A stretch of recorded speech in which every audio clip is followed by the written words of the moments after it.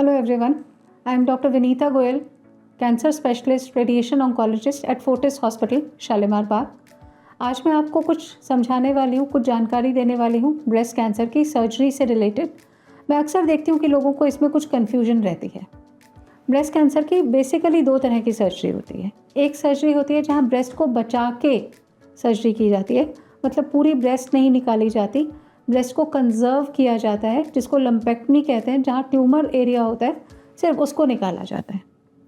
जब surgeon breast की surgery करते हैं और सिर्फ ट्यूमर या लम्पेक्टमी करते हैं तो ब्रेस्ट की थोड़ी शेप ख़राब हो जाती है, वो डिफॉर्म हो जाती है। उस डिफॉर्मिटी को करेक्ट करने के लिए वो एक छोटी प्लास्टिक सर्जरी साथ में करते हैं, जिसको अक्सर वो ऑन्कोप्लास्टी कहते हैं। तो एक तो ये तरह की सर्जरी होती है। Second type of breast surgery होती है ब्रेस्ट कैंसर सर्जरी। उसमें पूरी ब्रेस्ट को रिमूव किया जाता है, जिसको हम लोग अपनी लैंग्वेज में मेस्टेक्टमी कहते हैं। मेस्टेक्टमी के बाद सब पेशेंट्स का रिकंस्ट्रक्शन नहीं हो पाता, कुछ कर पाते हैं, कुछ नहीं कर पाते। उसका अक्सर कारण ये रहता है कि जब मेस्टेक्टमी के साथ रिकंस्ट्रक्शन कंबाइन करते हैं तो मेस्टेक्टमी के बाद जो रेडिएशन दी जाती है उसके कुछ चैलेंजेस बढ़ जाते हैं। दूसरा, उस वक्त कुछ और कीमोथेरेपी, हार्मोनल थेरेपी ट्रीटमेंट्स बाकी होते हैं, तो सर्जन और पेशेंट और उनकी फैमिली अक्सर यही चाहते हैं कि छोटा ऑपरेशन करके जल्दी रिकवरी करके हम अपना सब्सीक्वेंट ट्रीटमेंट फॉलो कर सकें। फिर भी आपको एक जानकारी होनी चाहिए कि मेस्टेक्टमी के बाद रिकंस्ट्रक्शन किया जा सकता है या नहीं।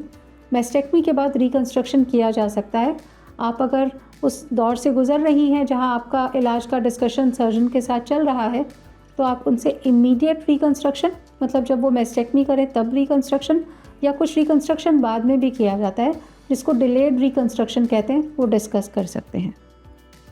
अगर इमीडिएट रिकंस्ट्रक्शन किया जाए चाहे डिलेड रिकंस्ट्रक्शन किया जाए, जो रिकंस्ट्रक्शन है उसमें दो तरह के टिश्यूज़ यूज़ किए जाते हैं। एक होते हैं आर्टिफिशियल टिश्यूज़, यानी कि वो कुछ सिलिकॉन जैसा मटेरियल आपकी स्किन के नीचे लगा देते हैं ताकि आपकी फिज़िकल बॉडी की सिमेट्री मेंटेन रहे, ब्रेस्ट की शेप मेंटेन रहे। दूसरा तरीका होता है कि आपकी ही बॉडी से मसल और फैट लेके वहाँ पे लगा देते हैं ताकि ब्रेस्ट का कॉन्टूर, आपकी बॉडी की साइज़ और शेप मेंटेन रहे। अगर किसी पेशेंट का ऑपरेशन हो चुका, रेडिएशन हो चुका और अब वो रिकंस्ट्रक्शन करने के बारे में सोचना चाहते हैं, जो कि पहले प्लान नहीं किया, तो मेरा अक्सर सजेशन पेशेंट्स को ये रहता है कि एज़ फार एज़ पॉसिबल आप कम से कम 2 साल का वेट करिए। 2 इयर्स वेट करने के बाद बीमारी जब सब तरह से कंट्रोल है तब रिकंस्ट्रक्शन की ऑप्शन को एक्सप्लोर कीजिए। जो सिलिकॉन बेस्ड रिकंस्ट्रक्शन है उसके साथ एक प्रॉब्लम कई बार देखी जाती है कि जो इम्प्लांट डाला जाता है कई बार फ्यूचर में जाके उसको रिप्लेस करना पड़ता है, कि 7 साल बाद, 8 साल बाद, 10 साल बाद उसको हमें रिप्लेस करके वहाँ दूसरा सिलिकॉन इम्प्लांट बिठाना पड़े। तो इस चीज़ को माइंड में रखते हुए ही अपने सर्जन से इसको डिस्कस कीजिए। एक और चीज़ भी समझेंगे कि कभी भी किसी पेशेंट का रिकंस्ट्रक्शन अगर किया जाता है तो उनको हर फॉलोअप पे MRI ब्रेस्ट ज़रूर करवाना पड़ता है, क्योंकि क्लिनिकली हम उनको एग्जामिन करके ये नहीं कह सकते कि प्रॉब्लम, बीमारी, कैंसर लोकल एरिया में ठीक है या नहीं है।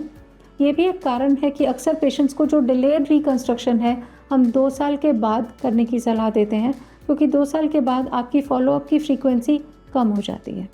शुरू में फर्स्ट 2 इयर्स आपको हम 3-3 महीने में फॉलोअप पे बुलाते हैं, 2 साल के बाद आपको 6 महीने के बाद बुलाते हैं, 5 साल के बाद आपको साल में 1 बार बुलाते हैं, तो आपको उतना ही MRIs भी कम करने पड़ते हैं।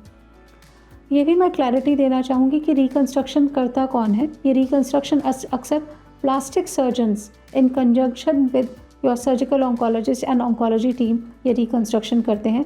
मायूस मत होइए, अगर किसी का MRM हो भी गया है तो रिकंस्ट्रक्शन के अलावा भी ऑप्शंस होती हैं ब्रेस्ट प्रोस्थीसिस की, सिलिकॉन प्रोस्थीसिस, सॉफ्ट प्रोस्थीसिस, जिनको यूज़ करके हम अपनी बॉडी की सिमेट्री मेंटेन कर सकते हैं। सो घबराइए नहीं, there are several treatment options which you can always explore and discuss. Thank you.